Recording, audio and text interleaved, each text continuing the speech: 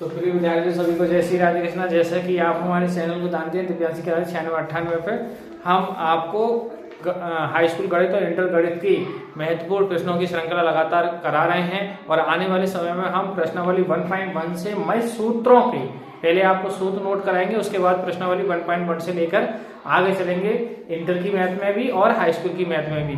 तो आप हमारे चैनल को वॉच करते रहिए, देखते रहिए और भी बच्चों को लाइक और सब्सक्राइब कीजिए जिससे और भी बच्चों का जो स्कोर है मैथ में वो अच्छा हो। फिलहाल में मैं जो बोर्ड परीक्षा की नजदीक होने के कारण कुछ बच्चों की शिकायत मिली कि सर आप थोड़ा विज्ञान में फिजिक्स में न्यूमेरिकल वगैरह और जो महत्वपूर्ण प्रश्न है उसका भी आप मतलब अपने वीडियो पे अपलोड कीजिए, बताइए हम लोगों को। तो मैंने उनकी थोड़ी सी सलाह मानी और उनकी भी परेशानियों को दूर करते हुए कुछ महत्वपूर्ण प्रश्नों को लेकर मैं आज हाई स्कूल विज्ञान में आपके सामने आपकी हाजिर हूँ अपने चैनल पे।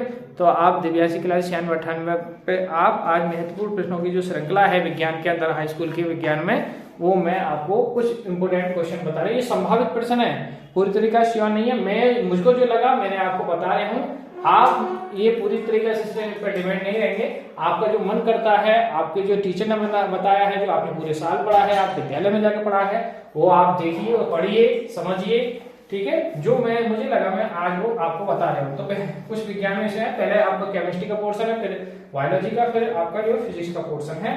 तो मैं पहले केमिस्ट्री वाले पोर्शन पर से चल जाऊँ जिसे रसायन विज्ञान कहते हैं। तो रसायन विज्ञान में मेरे हिसाब से पहले क्या है, संयोजन अभिक्रिया। देखिए संयोजन अभिक्रिया। अब आपसे पूछो संयोजन अभिक्रिया क्या है।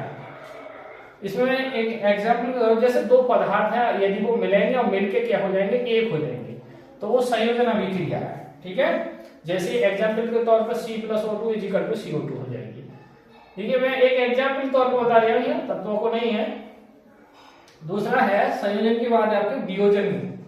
अब जब ये मिल गए हैं तो ये टूट भी जाएंगे। वियोजन अभिक्रिया है क्या है, इसमें आप क्या लिख सकते हैं, जैसे एक पदार्थ ए भी वो टूट गया ए और बी में। अब तीसरा है विस्थापन अभिक्रिया।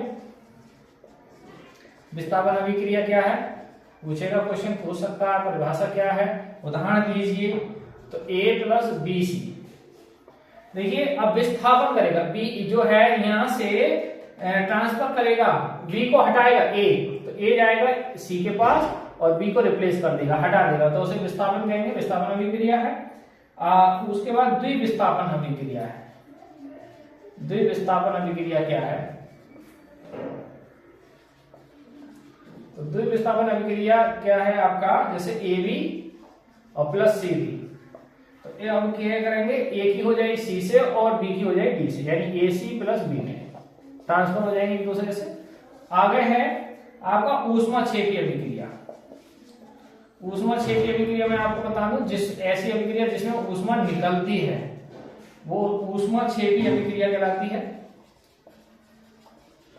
इसमें ऊष्मा निकलेगी, हमें देनी नहीं पड़ेगी। जैसे मान लो CH4+ एग्जाम्पल के तौर पर बताएं, इसको दहन अभिक्रिया भी कहते हैं, +O2 2O2 है = CO2 और +2H2 और फिर क्या निकलेगा, ऊष्मा। तो ऊष्मा जिसमें निकलेगी वो आपकी ऊष्माक्षेपी होगी। एक ऊष्मा अवशोषी भी होती है, ऊष्मा शोषी अभिक्रिया कहते हैं उसमें, जिसमें ऊष्मा की आवश्यकता, वो क्रिया बिना ऊष्मादायी क्रिया होगी नहीं पूरी। तो ऊष्मा शोषी अभिक्रिया क्या है, इसमें आपको ऊष्मा देनी पड़ेगी, जैसे N2 + O2। अब आपने ऊष्मा दी 2NO माइनस का मतलब है वो ऊष्मा देनी पड़ेगी आपको, तब ये क्रिया संपन्न होगी, ठीक है। अगला है संक्षारण क्या है। संक्षारण क्या है, विकृति गंधता क्या है। तो आपने पूरे विद्यालय गए होंगे, आपने पढ़ा होगा अपने स्कूल में। मैं फिलहाल में क्वेश्चन को भी बता रहा हूँ, आपके उत्तर नहीं बता पा रहा हूँ। उत्तर बताऊंगा तो बहुत बड़ी वीडियो हो जाएगी। अम्ल क्षार सूचक किसे कहते हैं, अम्ल क्षार सूचक किसे कहते हैं, इनकी अम्ल क्षार की भी परिभाषा आएगी, सूचक किसे कहते हैं। और अम्ल क्षार क्या है, ये भी क्वेश्चन है, अम्ल व क्षार की परिभाषा। तो अम्ल क्षार सूचक तीन है आपके नाम में, ये एक तो फिनोल फॉर्मेलिन है आपके यहाँ, और एक मैथिल ऑरेंज है आपके यहाँ, मैथिल ऑरेंज, और एक है लिटमस। ये होते क्या है, एक रंग से दूसरे रंग को चेंज करने को ही अंशार सूचक कहते हैं, सूचना देते हैं। अच्छा, ये पीएच की परिभाषा क्या है? पीएच की परिभाषा बहुत आती है, बहुत इंपोर्टेंट क्वेश्चन है पीएच की परिभाषा। और पीएच की पहचान, पीएच से पहचान किसकी? आम्ल और क्षार की, आम्ल व क्षार की। कैसे करेंगे पहचान? चलिए अगले पेज पे मैं बताता हूं आपको, ये आप नोट कर लें इस पेज को। तो 9 क्वेश्चन हो गया। आइए क्वेश्चन नंबर 10 की ओर चलते हैं। जैसे पीएच है, तो पीएच का मान आपका 1 2 3 4 5 6 अगर ये आता है तो विलेन कैसा होगा? विलेन की जो प्रकृति होगी वो अम्लीय होगी। और यदि पीएच का मान आता है आपका 8 9 10 11 12 13 और 14 तो विलेन की प्रकृति कैसी होगी? क्षारीय होगी। और यदि पीएच का मान राइट आता है 7, ये विकल्प पूछ सकता है, तो कैसा होगा? विलेन कैसा होगा? शुद्ध व उदासीन। ठीक है। तो अब 11वां क्वेश्चन है।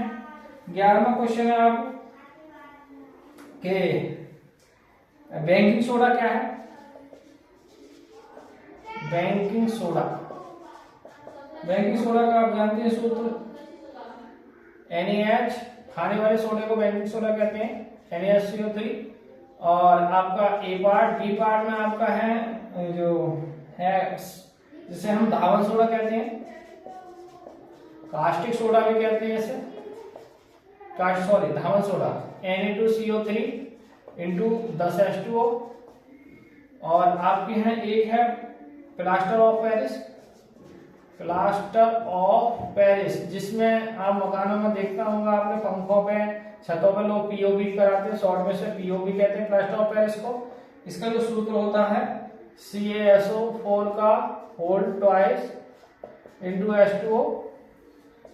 आगे है आपको व्यंजक चूर्ण है, तो व्यंजक चूर्ण का COCl2 होता है। अच्छा, खनिज और अयस्क में अंतर है, खनिज व अयस्क में अंतर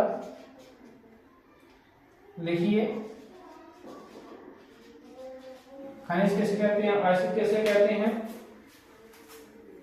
आप इस ये क्वेश्चन को नोट कर सकते हैं, देख सकते हैं, फिर मैं आगे बढ़ूं। तो क्वेश्चन नंबर आगे बढ़ते हैं हम। 12वां क्वेश्चन है, और 12वां क्वेश्चन इस तरीके से है, सोडियम का इलेक्ट्रॉन, सोडियम कितना होता है? 11 Na23 तथा क्लोरीन 17Cl35, ये Cl है, 17Cl35 का इलेक्ट्रॉनिक विन्यास कीजिए, इलेक्ट्रॉनिक विन्यास।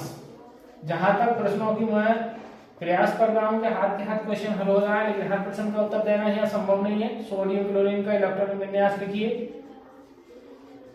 देखिए अब मैं सोडियम का लिखना है, जैसे Na है तो Na 11 नंबर का होता है, इसका इलेक्ट्रॉन विन्यास लिखेंगे 2-8 है। क्लोरीन जो है वो 17 नंबर की है, इसका इलेक्ट्रॉन विन्यास लिखेंगे 2-8-7। इस क्वेश्चन का आंसर मैंने लिख चुका हूं। क्वेश्चन नंबर आगे बढ़ेंगे। 13वां क्वेश्चन है। अब इसमें है अयस्कों का सांद्रण कैसे किया जाता है? अयस्कों का सांद्रण, तो अयस्कों के सांद्रण के लिए एक फैन विलमन विधि आती है, ये पूछ सकता है इसमें। जहागों के रूप में बाकी अलगाई जो है मैट वो नीचे बैठ जाता है। अब एल्कीन का सूत्र पूछ सकता है, विकल्प एल्कीन का सूत्र क्या? CnH2n और +2। एल्कीन का सूत्र पूछ सकता है, एल्कीन का सूत्र क्या है? तो एल्कीन का सूत्र लिखेंगे, तो एल्कीन का जो सूत्र CnH2n है। फिर एल्काइन का सूत्र लिखेंगे, एल्काइन का सूत्र है CnH2n -2 होता है। ठीक है। आपके बाद इसमें फिर 15 नंबर का समूह है समूह में कौन कौन से हैं आपके? डबल बॉन्ड है, इसको इन कहते हैं, इन जुड़ नाम जुड़ेगा। ट्रिपल बॉन्ड है, आइन जुड़ेगा। फिर आपका ये है, मैं इधर लिख दे दिया हूं, OH है, एल्कोहली समूह है, एल्कोहली समूह है, इसमें ऑल जुड़ता है। और CHO तो ए जुड़ेगा, और आपका CO है, ऑल जुड़ेगा। और आपका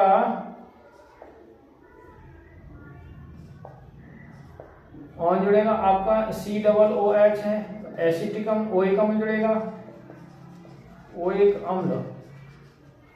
और Cl है तो क्लोरो है, Br है, और I है, तो इसको क्लोरो ब्रोमोआइडो कहते हैं, क्लोरो ब्रोमोआइडो। अब आपका हो गया, ये जुड़ेगा कहाँ? तो जुड़ेगा IPAC में, IU, ये आपका मैं बताऊं 16वां नंबर है पॉइंट। IUPAC का पूरा नाम भी पूछ लेता है, तो पूरा नाम क्या है? International union of pure and applied chemistry, अंतरराष्ट्रीय शुद्ध एवं रासायनिक संघ। तो इसमें अंतरराष्ट्रीय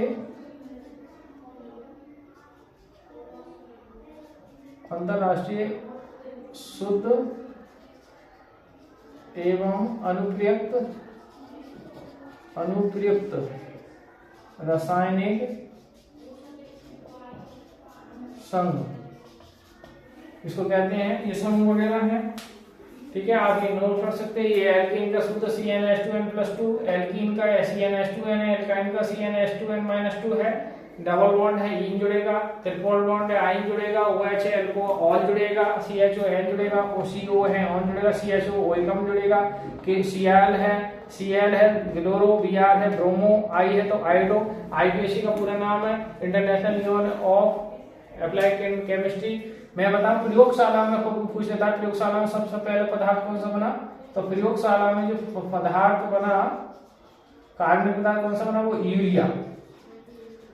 तो NH2CONH2, इसका ये सूत्र है NH2CONH2। सबसे पहले प्रथम कार्बनिक यौगिक क्या है? यूरिया। NH2CONH2 अमोनियम साइनाइड से प्राप्त करते हैं इसे। तो आप इसे सब स्क्रीनशॉट ले सकते हैं, देख सकते हैं, नोट कर सकते हैं। ठीक है, आगे बढ़ता है। आइए आगे चलते हैं। 7वां क्वेश्चन है। 7वां पॉइंट जो है आपका वो है कार्बन की संयोजकता कितनी होती है? तो कार्बन की संयोजकता 4 होती है। कार्बन की संयोजकता कितनी होती है? 4। अच्छा, इसमें वो भी पूछ सकता है कि बॉन्ड हाफ ने कार्बन की दो संयोजकता के बीच कितने का है? बॉन्ड हाफ ने कार्बन की दो संयोजकताओं के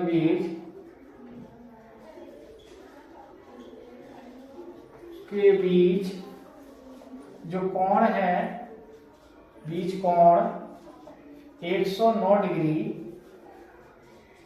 और 28 मिनट, ये मिनट है, होता है। अच्छा, इसमें हाइड्रोकार्बन क्या है? हाइड्रोकार्बन क्या है? संतृप्त हाइड्रोकार्बन क्या है? असंतृप्त हाइड्रोकार्बन क्या है?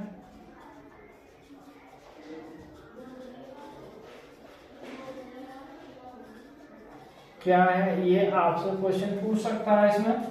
ठीक है, और आपका 19वां है एसिटिक अम्ल के बनाने की विधि। एसिटिक अम्ल को क्या कहेंगे हम? CH3COOH। इसके बनाने की विधि, गुणधर्म, भौतिक गुण और रासायनिक गुण और इसके उपयोग वगैरह। ठीक है, एसिटिक अम्ल है आपके यहाँ एथिल अल्कोहल है, CH2H5OH, इसको सिरका भी कहते हैं, इसको स्प्रिट यानी शराब अल्कोहल भी कहते हैं इसको। आगे है इसमें 20वां पॉइंट है आपका साबुन, ये बहुत ज्यादा इंपॉर्टेंट है। साबुन क्या है, साबुनीकरण क्या है और इसके बनाने की अभिक्रिया। ठीक है, ये तो केमिस्ट्री का मैं पोर्शन लगभग मेरे हिसाब से कंप्लीट हुआ। और साबुन की, ठीक है, ये आप अभिक्रिया बहुत बड़े हैं, आप देख सकते हैं आप भी जो आपने पढ़ाया है। तो मेरे कुछ क्वेश्चन केमिस्ट्री के जो मेरे हिसाब से लगे वो मैंने आपको बताए, आप नोट कर सकते हैं, देख सकते हैं। तो आज की वीडियो को यहीं रोकते हैं, कल को प्रयास करते हैं कि कल की वीडियो में आपको जो है वो बायोलॉजी यानी जीव विज्ञान से संबंधित और फिजिक्स वाले पोर्शन से संबंधित जो क्वेश्चन है मैं कल की वीडियो में कवर करने की प्रयास करता हूं। तो और उसके अगले फिर दिन मैं आपको उसे न्यूमेरिकल कुछ बताऊंगा, कुछ महत्वपूर्ण न्यूमेरिकल। तो आप यही आज के लिए ही मैं वीडियो को रोकता हूं, विराम करते हैं। तो आप हमारे चैनल दिव्यांश के नाम 98 में बने रहिए, लाइक और सब्सक्राइब कीजिए और भी बच्चों को बताइए जिनका उनका विज्ञान में गणित में अच्छा स्कोर आए, अच्छे नंबर को पाएंगे, खुद समझें। और सभी विद्यार्थियों से मैंने कहा है कि जो आपके समझ में ना आए वो आप कमेंट करके मुझसे पूछ सकते हैं। और ये भी लिखें हम कहाँ से कमेंट कर रहे हैं, कमेंट करके यदि कोई चीज़ समझ में नहीं आती तो आप कमेंट करके पूछ सकते हैं, उस आपका आंसर का प्रयास करेंगे कि जहाँ तक हो सके आपके क्वेश्चन का आंसर दिया जाए। तो इसी के साथ आज की वीडियो को यहीं विराम करते हैं। सभी को जय श्री राधे कृष्णा, धन्यवाद।